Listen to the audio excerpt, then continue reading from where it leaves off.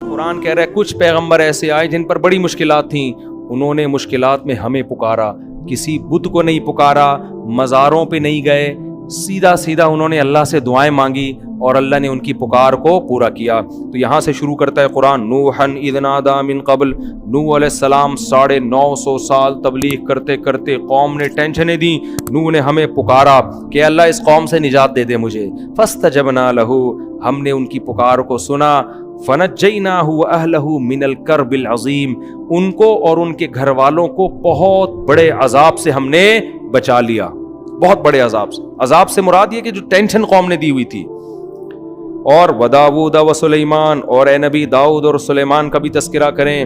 ایک کھیت میں بکری نے گھس کے کچھ نقصان کیا تو کیس آیا داؤد اور سلیمان علیہ السلام کے پاس۔ حضرت داؤد نے جو فیصلہ کیا اس کے بجائے آپ کے بیٹے حضرت سلیمان کا فیصلہ زیادہ اچھا تھا، تو قرآن نے ان کی تعریف کی کہ بیٹے نے جو کام کیا وہ باپ کے فیصلے سے بھی اچھا۔ لیکن قرآن کہتے ہیں ہم نے دونوں کو علم دیا، اور ہم نے داؤد علیہ السلام کے لیے پہاڑوں کو مسخر کر دیا اور پرندوں کو بھی۔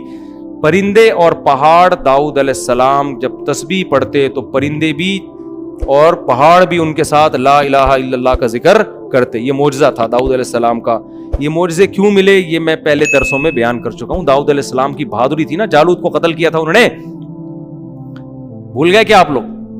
اچھا آگے قرآن کہہ رہا ہے وَعَلَّمْنَاهُ صَنْعَةَ لَبُوسٍ لَكُمْ، اور ہم نے ان کو زرہیں بنانا سکھایا داؤد علیہ السلام کو جنگوں کے لیے، تلواریں اثر نہ کریں۔ لوہے کے لباس، لوہے کی ٹوپیاں بناتے تھے داؤد علیہ السلام، لوہا ہاتھ میں پگھلا دیا تاکہ سخت لڑائیوں میں یہ لوہا کام آئے۔ دیکھو اللہ نے کیسے اسباب کے ساتھ جوڑا ہے نا جہاد کو۔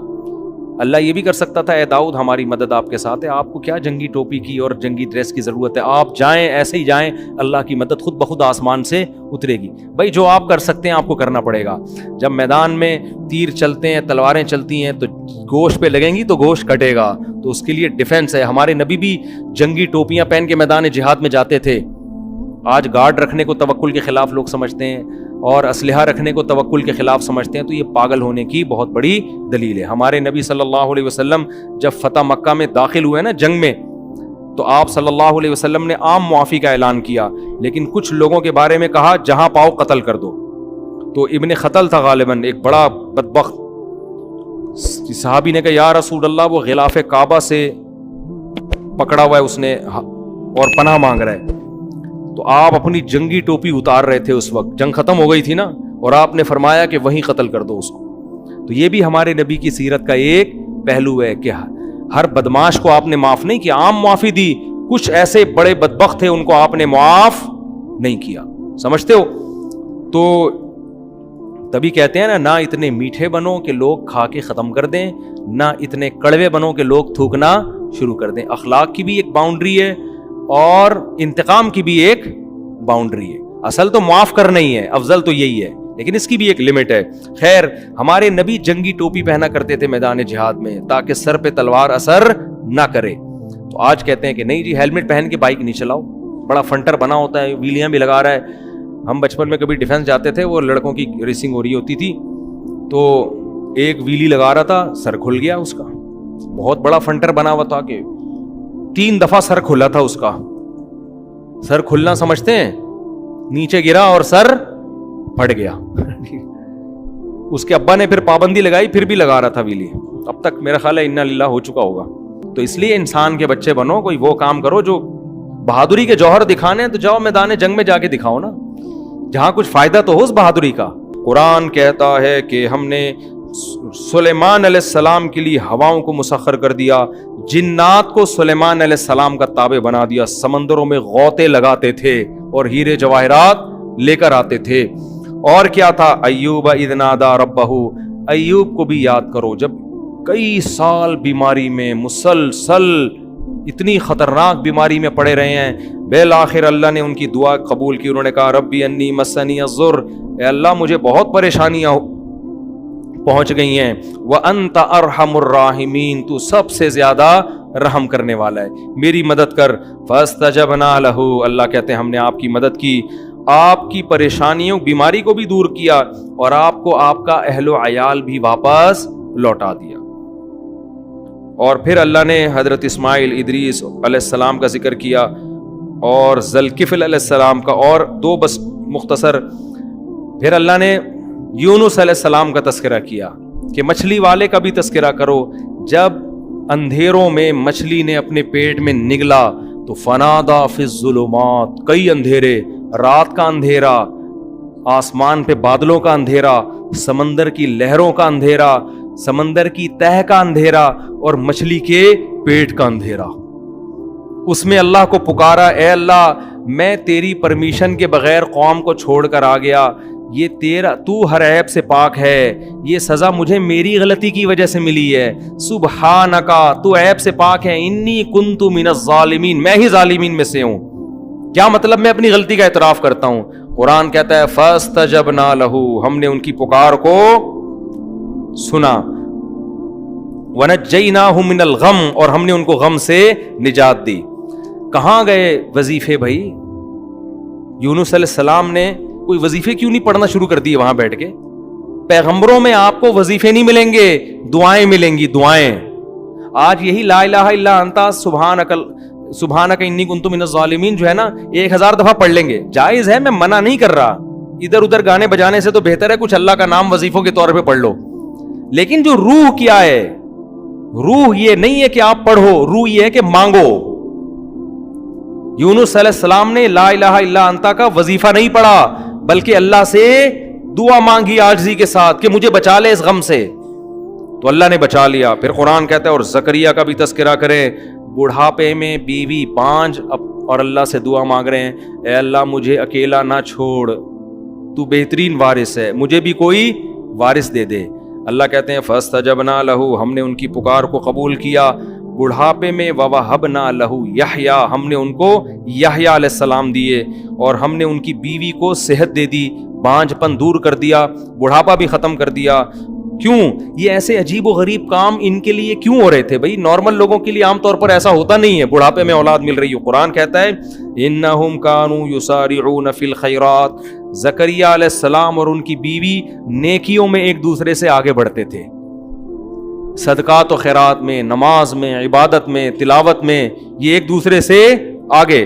وَيَدْعُونَنَا رَغَبًا وَرَهَبًا، اور یہ ہمیں اللہ کی امید اور خوف سے دعائیں مانگا کرتے تھے ہم سے. تو اس سے کیا پتہ چلتا ہے؟ وَكَانُوا لَنَا خَاشِعِينَ، اور ہم سے ڈرتے تھے. اس سے پتہ چلتا ہے جس گھر میں اللہ کی عبادت ہو، صدقات و خیرات کا معمول ہو، اور جس گھر میں دعائیں مانگنے کا معمول ہو، تو پھر ان کے ساتھ اللہ تعالیٰ ایسے معاملات کرتے ہیں جو دوسروں کے ساتھ نہیں کرتے. بڑھاپے میں اولادیں مل رہی ہیں ان کو، اور آج گھروں میں یہ سارا ماحول کیا ہو گیا ہے؟ ختم. ہر وقت موبائل گیم چل رہے ہوتے ہیں، ڈرامے چل رہے ہوتے ہیں، گانے چل رہے ہوتے ہیں، فلمیں چل رہی ہوتی ہیں. تو پھر اللہ کی مدد کہاں سے آئے گی بھائی؟ جو اللہ کی خاطر گناہوں سے بچتے ہیں، گھر میں عبادت کا ماحول ہوتا ہے، تو اللہ ان کے ساتھ ایسے کام کرتے ہیں، ایسا پروٹوکول دیتے ہیں تو دوسروں کے ساتھ نہیں. بس ایک آیت پڑھ کے بیان ختم کرتا ہوں. ابراہیم علیہ السلام کو جب بڑھاپے میں اولاد کی خوشخبری ملی ہے نا، قرآن کہتا ہے کہ فرشتے جب ابراہیم علیہ السلام کے پاس آئے انسانی شکل میں، بچڑا سامنے رکھا، فرشتوں نے کھایا نہیں. ابراہیم علیہ السلام گھبرا گئے کہ یہ دشمن تو نہیں ہے. انہوں نے کہا نا نا نا، ہم تو اللہ کے فرشتے ہیں، ہم کھانے کی ہمیں رغبت نہیں، یہ تو ہمارے لیے پتھر ہے. ابراہیم علیہ السلام کی جو زوجہ تھی نا، بوڑھی، وہ حضرت سارہ، وہ دروازے پہ کھڑی ہوئی تھی. بوڑھی عورتیں جو ہے نا، وہ دروازے پہ کان لگا کے سن رہی ہوتی ہیں. اگر ان کو خطرہ ہوتا ہے کہ پتہ نہیں کوئی، کیونکہ انہوں نے دیکھا نا اجنبی بندے ہیں. ویسے اصولی طور پر کوئی بندہ آپ کے شوہر کے ساتھ بات کر رہا ہو نا، تو عورت کو چاہیے کان لگا کے نہ سنے. خواتین سن رہی ہوتی ہیں، دیکھو کوئی دوسری شادی کی بات تو نہیں چل رہی کہیں. موبائل میں بھی جھانک رہی ہوتی ہیں کہ یہ ستار واقعی ستار ہے، کائنات تو نہیں ہے کہیں یہ. تو تجسس کرنا اچھا کام نہیں ہے. لیکن حضرت ابراہیم کی زوجہ دروازے پہ کیوں کھڑی ہوئی ہیں؟ خوف تھا نا کہ پتہ نہیں کوئی دشمن تو نہیں آئے ہیں، کون ہیں یہ لوگ، کبھی دیکھا بھی نہیں ان کو اس علاقے میں، اور بڑے خوبصورت جوان.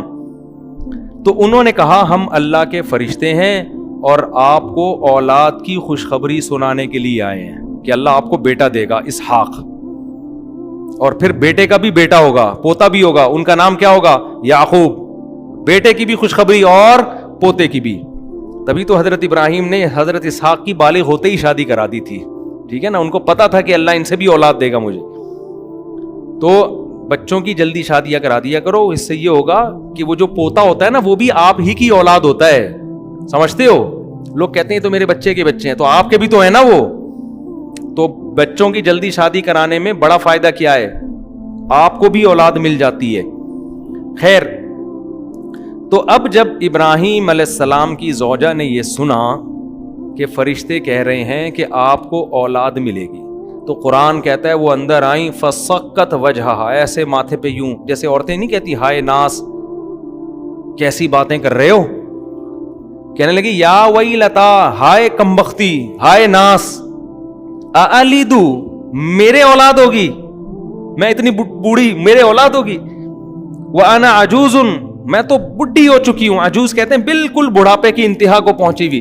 وہذا بالی شیخا, اور یہ میرا شوہر یہ بھی بڈھا ہے بھائی, اشارہ کر رہی ہیں ہاذا اشارے کی طرف, یہ بوڑھا اس کی اولاد ہوگی اور میں بھی, اور پھر ایسے نا ماتھے پہ یوں کر کے مارا ہے اور کہنے لگے ناس ہو تمہارا, تباہی ہے. تو اتنا تعجب ان کو ہو رہا تھا, یہ کس طرح کی, ابھی تک تو خاموش کھڑی ہوئی تھی, بھائی ٹھیک ہے بچڑا نہیں کھا رہے, چلو سمجھ میں آتا ہے, اور جو ہے اجنبی لوگ ہیں, لیکن ابھی تک کوئی ٹینشن بھی نہیں دی.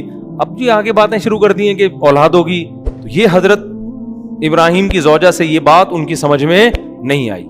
یہ کیسی باتیں, اب تم نے غلط باتیں, اب میں چپ نہیں رہوں گی بھائی, اب میں خاموش نہیں رہوں. آ کے ایسے ماتھے پہ یوں کر کے مارا ہے اور کہنے لگی یا ویلتا, ہائے بدبختی.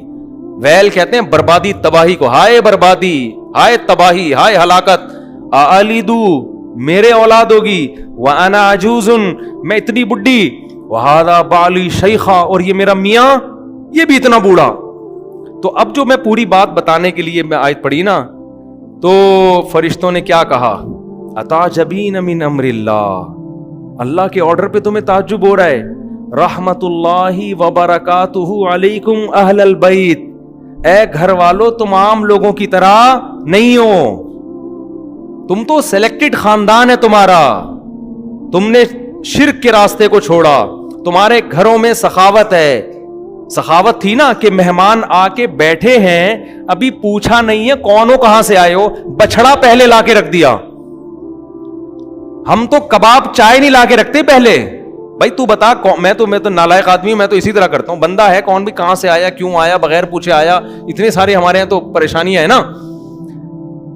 اور بعض دفعہ تو لوگ چائے کا پوچھ اس لیے رہے ہوتے ہیں تاکہ وہ کہے, میں بتاتا ہوں نا, ہمارے ایک دوست گئے اپنے کسی گھر میں, ان سے پوچھا کہ آپ نے کھانا کھا لیا, انہوں نے کہا نہیں کھایا. مجھے خود بتا رہے تھے, کہہ رہے مجھ سے پوچھا کھانا کھا لیا, میں نے کہا نہیں کھایا. کہہ رہے کھایا ہوتا تو چائے پلاتا, آپ چائے سے بھی گئے اور کھانے سے بھی گئے. یہ تو ہماری سخاوت ہے. تو کیسی سخاوت, ابھی مہمان آیا ہے, بچڑا پورا روسٹ کر کے سامنے لا کے رکھ دیا ہے, پھر دیکھ رہے ہیں کہ بھئی ہاتھ جا ہی نہیں رہے. تو یہ تو بھائی تمہارا تو خاندان سخی ہے, توحید پرست ہے, عبادتیں ہوتی ہیں. کوئی عام لوگ تعجب کرتے کہ بڑھاپے میں اللہ اولاد دے رہا ہے, تو تعجب بنتا ہے. تو فرشتے کہہ رہے ہیں کہ تعجب ہمیں آپ کی باتوں پہ ہو رہا ہے. رحمت اللہ وبرکاتہ علیکم اہل البیت, اے اہل بیت تم پر تو اللہ کی رحمتیں اور برکتیں ہیں. انہ حمید مجید, کیا مطلب, وہ اللہ بڑا قابل تعریف اور بزرگی والا ہے. یہ کیسی تعریف ہے اس کی کہ تم اس کے لیے قربانیاں دو اور وہ تمہارے لیے کچھ بھی نہ کرے. وہ تو قابل تعریف ہے, جتنا تم کرو گے وہ کئی گنا اس سے تمہارے لیے زیادہ کرے گا. تو یہ میں پوری تقریر اس لیے کر رہا ہوں, گھروں کے ماحول کو صحیح کرو. سمجھتے ہو, گھروں میں کچھ تعلیم کا تلاوت, تبھی تو حدیث میں آتا ہے کہ سنتیں گھر میں پڑھنی چاہیے تاکہ بچے بھی عبادت سے تھوڑے سے مانوس ہوں, تلاوت ہو. میرے والد صاحب کو اللہ مغفرت فرمائے, جب آفس سے آتے تھے نہا کے سب سے پہلے قرآن لے کے بیٹھ جاتے تھے اور اونچی آواز سے تلاوت کرتے تھے. پوری زندگی ان کا معمول ہم نے دیکھا. جب ان کا انتقال ہوا ہے تو اس دن تلاوت کی آواز گھر میں نہیں آئی, ہمیں اس کے بعد سے اب تک نہیں آئی. تو وہ ایک احساس ہوا کہ یار, اور بڑی پیاری آواز میں تلاوت کرتے تھے. تو ایک دم احساس ہوا کہ یار ہمارے گھر سے ایک رونق چھن گئی. یہ روزانہ ان کا معمول تھا, اور ایک خاص اسٹائل میں بیٹھتے تھے, ٹوپی اتار کے, ٹھیک ہے نا, کیونکہ گرمی ان کو بہت لگتی تھی. ٹوپی اتار کے بالکل گریبان کھول کے ایسے بیٹھ کے حافظ تھے ماشاءاللہ, تو روزانہ پابندی سے قرآن کی تلاوت کرتے.